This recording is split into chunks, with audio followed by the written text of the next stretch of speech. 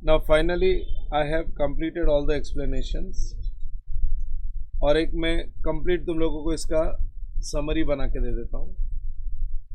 What we have done in this topic. Fair value measurement India's 113 objective and need of this India's जहाँ जहाँ पे भी अपने को कोई भी जगह पे फेयर वैल्यू कैलकुलेट करनी होगी तो इंडियाज 113 में आके हम उसकी फेयर वैल्यू कैसे कैलकुलेट करते हैं उसके रूल्स इंडियाज 113 में मिलेंगे.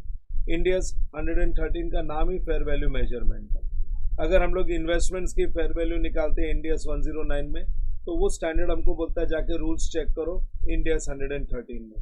अगर हम लोग एसेट को रिवैल्यू करते हैं इंडियाज 16 तो इंडिया 16 भी हमको बोलता है जाके रूल्स चेक करो इंडिया 113 में. Non current assets held for sale इसमें भी फेयर वैल्यू की जरूरत पड़ती है.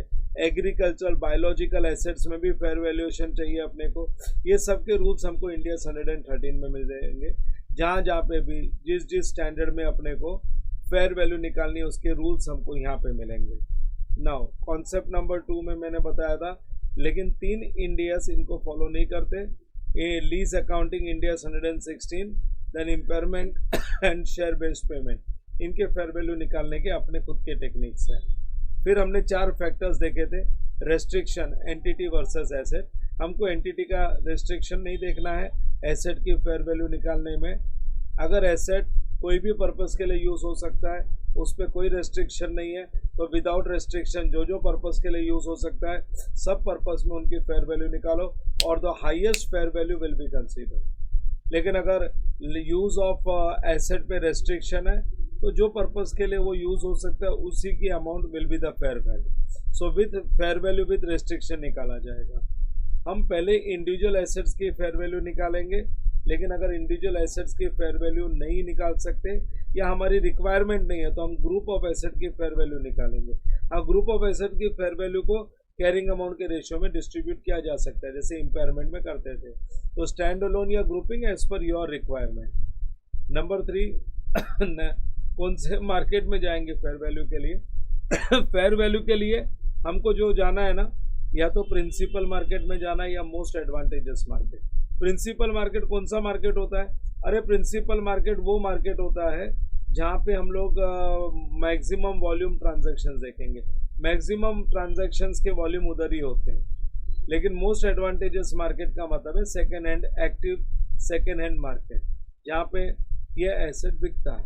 अगर कोई एसेट के लिए प्रिंसिपल मार्केट नहीं है एक पर्टिकुलर जगह पे उसके सारे ट्रांजैक्शंस हो रहे हैं वैसा कोई मार्केट नहीं है तो अलग अलग स्पॉट पे बहुत सारे छोटे छोटे मार्केट हो गए जहाँ पे ये एसेट भी बिकता है दूसरे एसेट्स के साथ.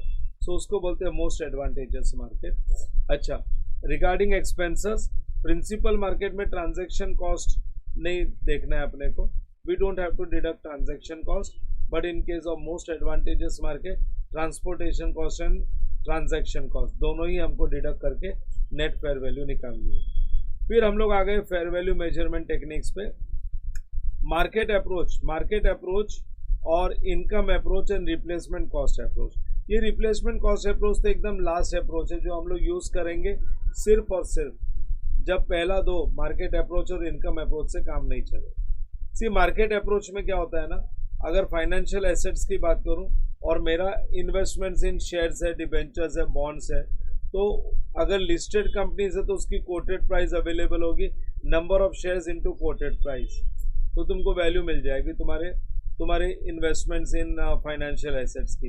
इन short for listed companies number of shares and debentures के जितने भी यूनिट्स है into quoted price that is known as level 1 input.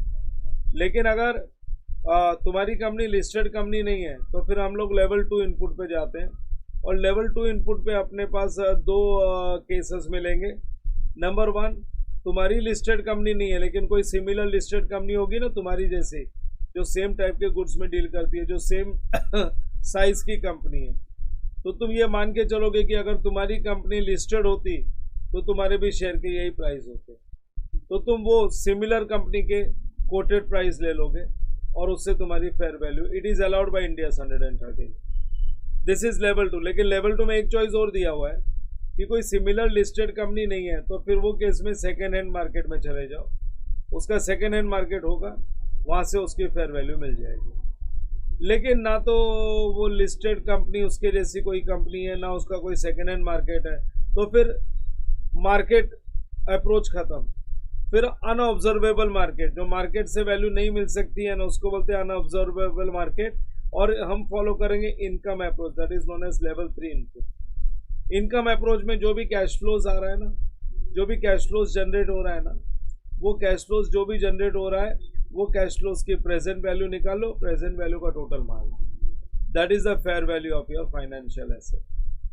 हाँ, अगर लेवल 1, लेवल 2, लेवल 3 तीनों ही नहीं चले, तब अपने पास है replacement cost approach. In that case we have replacement cost approach.